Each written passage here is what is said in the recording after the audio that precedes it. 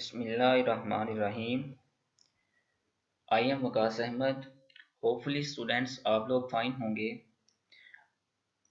आज हमने theory of automata जो है इसको नेक्स्ट कंटिन्यू करना है।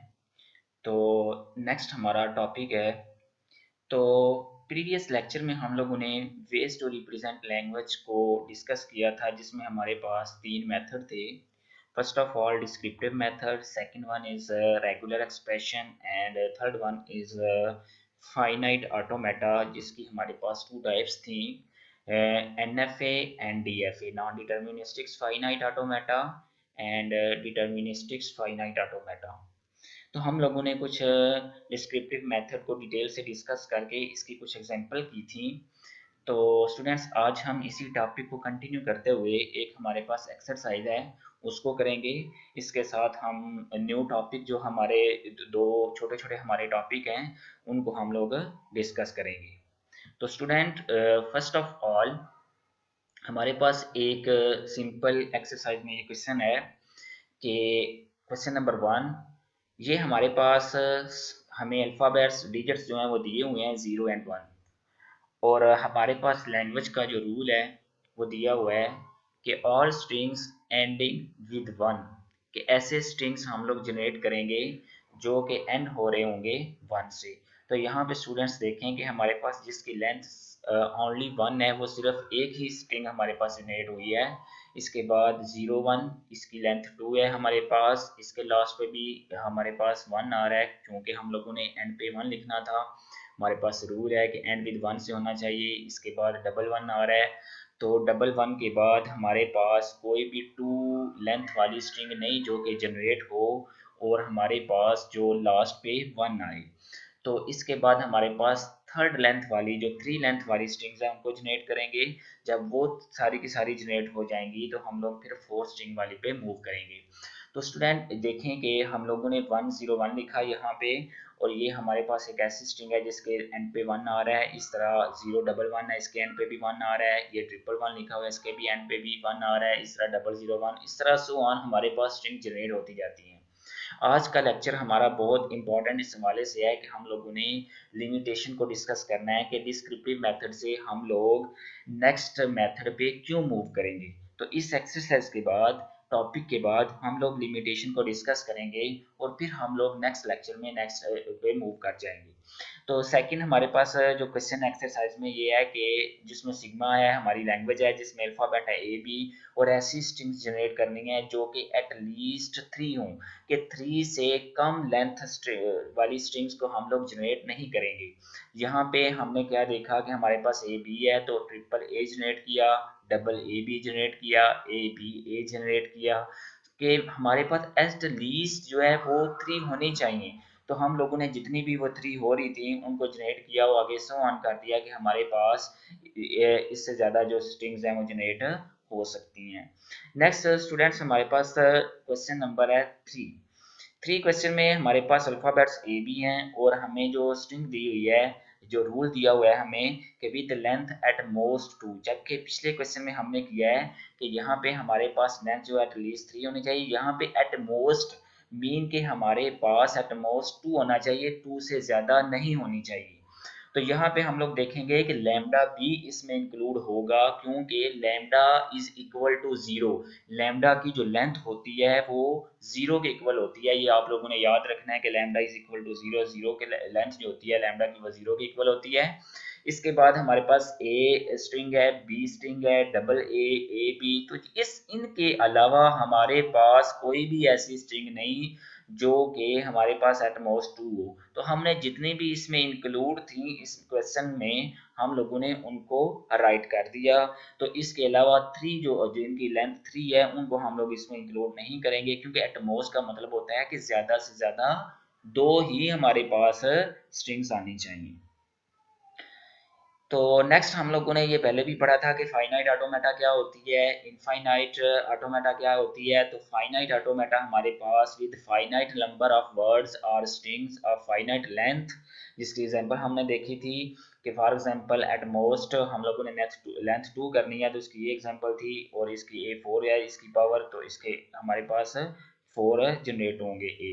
इसके बाद इनफाइनाइट क्या है कि विद इनफाइनाइट मैनी वर्ड्स, जिसमें हमारे पास इनफाइनाइट आते हैं कि अगर फॉर एग्जांपल x की पावर n हो और n की जगह हम लोग 1 2 3 एंड सो ऑन नंबर ले सकते हों, तो यहाँ पे हमारे पास इनफाइनाइट लेंथ आ रही है कि 1 2 3 4 लिया, इस तरह हम लोग जनरेट करते जाएंगे। अगर x n की पावर 1 लेंगे तो एक दफ़ा जनरेट होगा x, अगर n की पावर 2 लेंगे तो 2 दफ़ा x जनरेट होगा, इस तरह 3 पावर लेंगे तो हमारे पास 3 दफ़ा x जो है वो जनरेट होगा।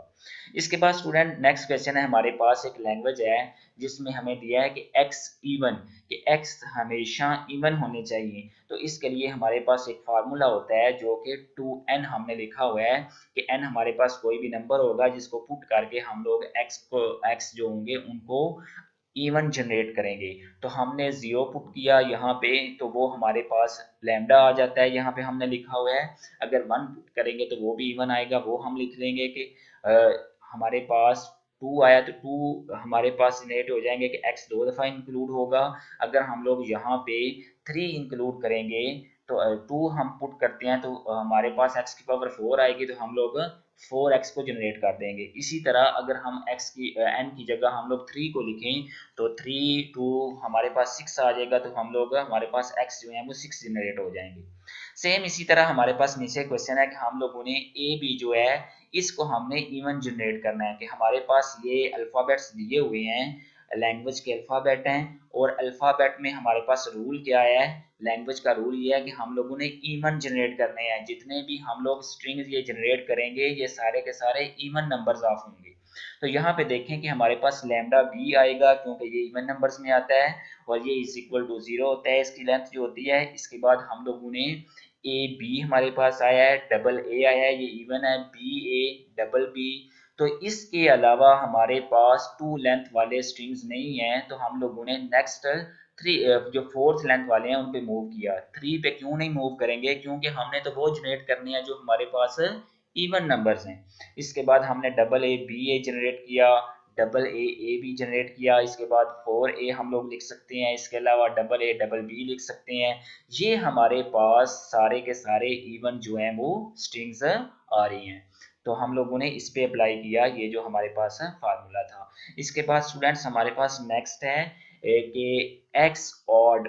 हमारे पास रूल है कि हमने एक्स को ऑड जनरेट करना है, और हमारे पास इसका एक्स ऑड जनरेट करने का फार्मूला होता है कि 2n प्लस 1। तो हम लोगों ने n की जगह कोई भी एक नंबर पुट करेंगे और उसके अकॉर्डिंग कैलकुलेशन करके x को जनरेट करेंगे।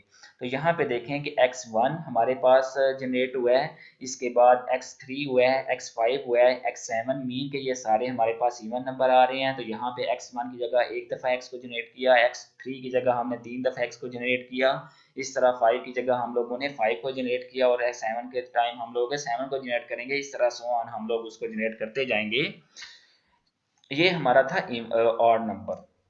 नेक्स्ट हमारा जो टॉपिक है इस लेक्चर में वो है क्लीन स्टार। क्लीन स्टार क्या होता है, क्लीन स्टार हमारे पास सिग्मा, सिग्मा क्या है, किसी भी लैंग्वेज को इंडिकेट करते हैं हम लोग इसको, तो इसके ऊपर स्टार डाल देते हैं, इसको बोलते हैं क्लीन स्टार। और क्लीन स्टार हमारे पास एक सेट ऑफ सिंबल्स पर या स्ट्रिंग्स पर एक यूनरी ऑपरेशन का नाम है, इसको बोलते हैं क्लीन स्टार, जो कि हमें infinite set of all possible strings generate करके देता है। और इसमें हमारे पास इंक्लूडिंग लैम्डा, सबसे जो क्लीन स्टार की इंपॉर्टेंट बात है वो ये है कि हम लोग इसमें लैम्डे को भी इंक्लूड करते हैं। जब भी हमारे पास क्लीन स्टार आएगा तो हम लोगों ने साथ लैम्डे को भी इंक्लूड करना है।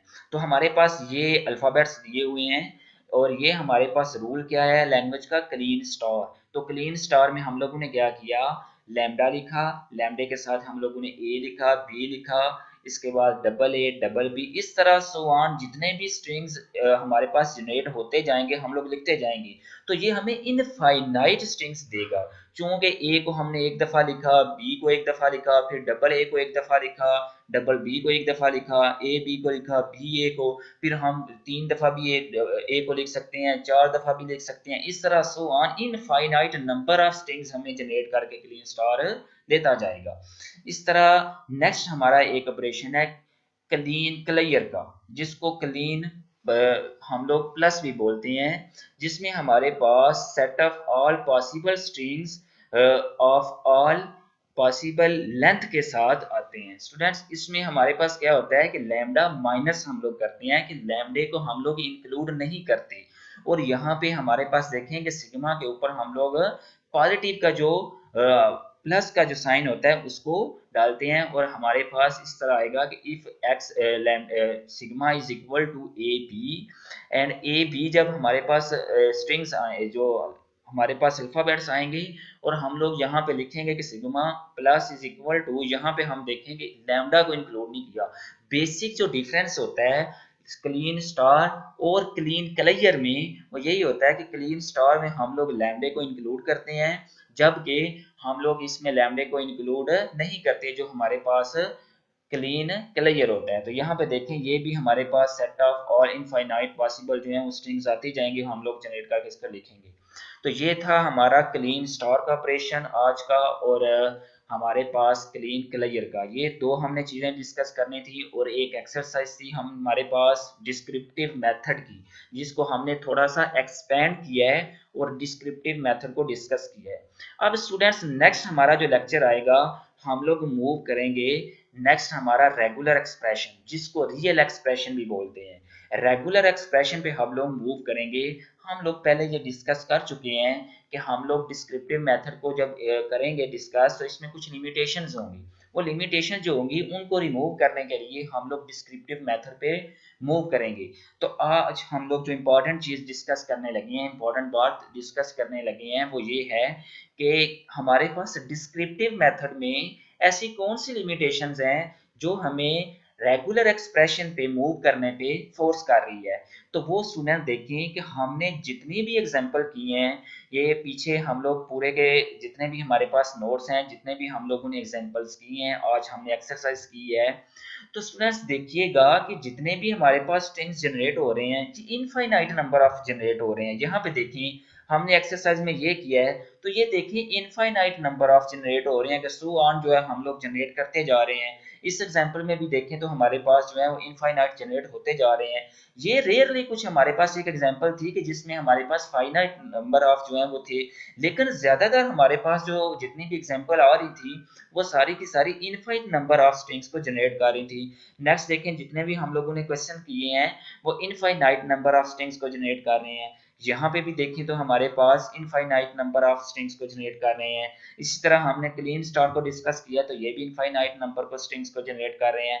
इस तरह नेक्स्ट जो है हमारे पास ये भी इनफाइनाइट नंबर ऑफ स्ट्रिंग्स को जनरेट कर रहे हैं। तो स्टूडेंट्स रेगुलर एक्सप्रेशन पे मूव करने का मकसद ये है कि हमारे पास ये जो लिमिटेशन है इसको रिमूव कर सकें। हमारे पास ये जो infinite number of strings generate हो रहे हैं, हमको ये एक ऐसी स्टेटमेंट को राइट करें जिसमें हमारे पास इनफाइनाइट का ऑप्शन ना आए, बल्कि हम लोग एक स्टेटमेंट लिखें उसमें सारे का सारा क्लियर हो कि ये हमारे पास स्टेटमेंट है और ये हम स्ट्रिंग्स को जनरेट कर सकते हैं। तो वो उसको डिस्कस करने के लिए हमारे पास जो नेक्स्ट लेक्चर होगा, हम लोग रेगुलर एक्सप्रेशन पे जो है वो डिटेल से डिस्कस करेंगे कि रेगुलर एक्सप्रेशन में हमारे पास ये लिमिटेशन को कैसे हम लोग रिमूव करेंगे। तो होपफुली आप लोगों को ये लेक्चर जो है वो अच्छी तरह से समझ आ चुका होगा। तो नेक्स्ट तक के लिए खुदा हाफिज।